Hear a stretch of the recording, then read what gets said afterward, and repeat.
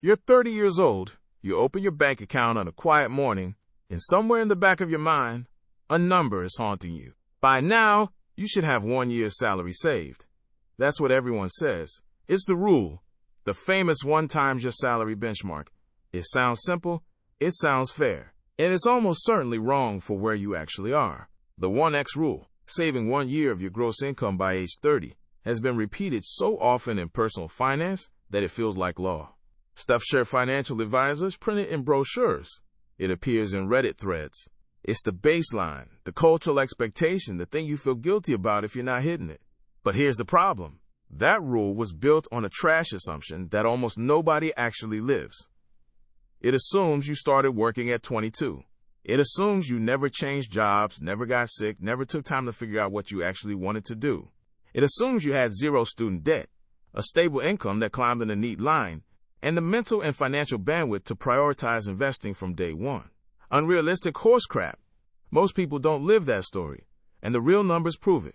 Let's start with the median, not the average. The median. There's a critical difference, and averages are where this whole conversation goes wrong. When someone tells you the average savings for a 30-year-old in the United States, they're including people with millions. A single hedge fund manager or tech founder swings that average so far to the right that it stops being useful information. The median, the middle number where half of people have more and half have less, tells a much different story. According to recent Federal Reserve data, the median savings for households headed by someone aged 25 to 29 is somewhere in the range of $5,000 to $8,000 total.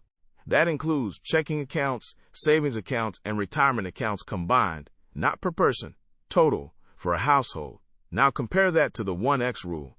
If you make $50,000 a year, you should have $50,000 saved by 30. If you make $80,000, you should have $80,000. The median reality is, for most people, a fraction of that. The gap between the benchmark and reality isn't a character flaw. It's a math problem. And the math problem has names: student loans, medical debt, job transitions, periods without income, career pivots that felt necessary even if they cost you 2 years of earnings momentum, a partner who lost their job, a move to a city where your first apartment cost more than you expected. These aren't edge cases. They're the actual texture of building a life in your 20s. The 1x rule also assumes you have an employer matched to your retirement account. More than half of American workers don't have access to a 401k at all.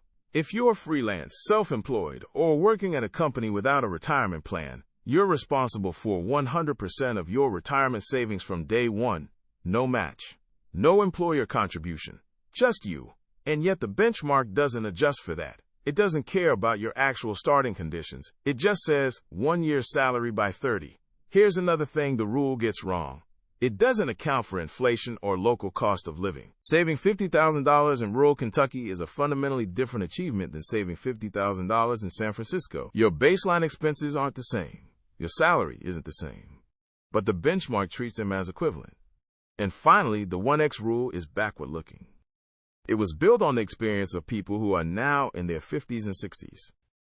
Their career paths, their economic conditions, their access to pensions, those things don't exist in the same form anymore.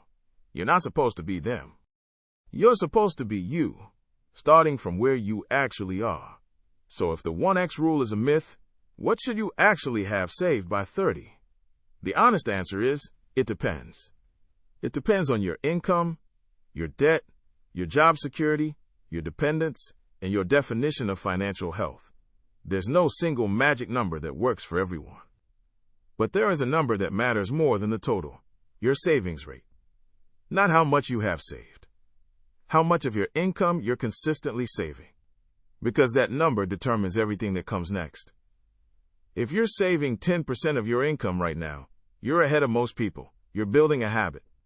You're proving to yourself that it's possible. If you're saving 20%, you're in a strong position to accelerate. If you're saving 30% or more, you have options most people don't have. The total amount in your account today is less important than the trajectory you're on. Now let's talk about how to build that trajectory if you're starting from behind. Let's say you're 30, and you haven't hit the benchmark. You're not alone. You're not behind in any way that matters. You're just looking at the next phase.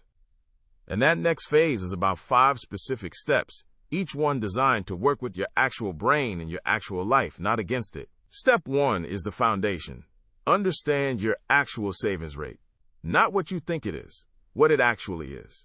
Take your after-tax income for the last 3 months. Calculate what actually went into savings, retirement accounts, emergency funds, investment accounts, all of it. Divide that by your total take-home income. That's your real rate. Most people discover it's lower than they thought. That's fine. It's the starting point. Step 2 is to find the employer match and capture every single dollar of it. This is free money, player. It's not an investment. It's not optional. It's your employer literally handing you extra income. If your company offers a 401k match and you're not capturing it, you're leaving cash on the table every single paycheck. Start by contributing enough to get the full match, even if the full match is only 3%. Even if it feels small. That's step 1. Don't worry about going beyond it yet. Step 3 is to set up automatic transfers on the day you get paid. Not at the end of the month. Not when you remember. On payday, before you ever see the money in your checking account. Move it to a separate savings account or into your retirement account if the rules allow. See my payday routine video. The money you never see is the money you never spend. This is not deprivation, it's just removing the decision from yourself. Let the system do the work. Step 4 is to increase your savings rate by 1% every 6 months. Not 10%. 1%. If you're currently saving 10%, 6 months from now, save 11%. In a year, save 12%. This is small enough that most people don't notice it. It's big enough that it compounds into real results, and it's gentle enough that you can actually do it. Step 5 is to automate increases in your savings rate whenever you get a raise. If your salary goes up by 3%, commit to saving 2% of that raise and spending 1%. You get a small increase in lifestyle. Most of the gain goes to future you. This is how people who start behind actually catch up. Not through heroic sacrifices. Through tiny, automated decisions that compound over years. These 5 steps have something in common. None of them require willpower. None of them require you to feel deprived. None of them assume you have a perfect life or a perfect income. They work because they're built on automation and small increments, not on motivation and big changes. If you implement these 5 steps right now, here's what happens. Your savings rate starts going up immediately. Small raises don't disappear into your lifestyle. Employer match becomes part of your actual net worth. And the number in your account starts growing in a way that actually feels sustainable. Because it is. The reality is that most people won't hit the 1x benchmark by 30. That's okay. The benchmark was never built for you anyway.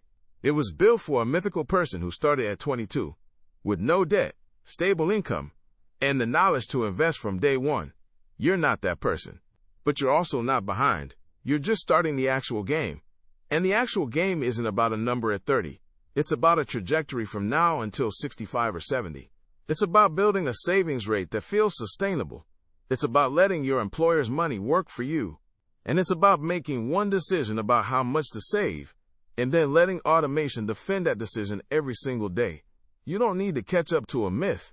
You need to start moving forward from where you actually are. These 5 steps will do that. Start today.